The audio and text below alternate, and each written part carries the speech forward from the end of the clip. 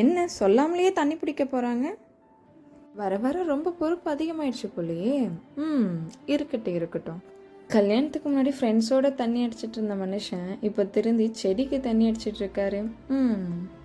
Sales collection வேறு இன்னும் முடிக்கல. மீட்டிங்கில் கிழிச்சு எடுக்க போகிறானுங்க. அவனுங்க தெரிலனா நான் என்னடா பண்ணுவேன்? சரி போவோம். வேலைக்கு ½ hour முன்னாடியே கிளம்பிட்டாரு.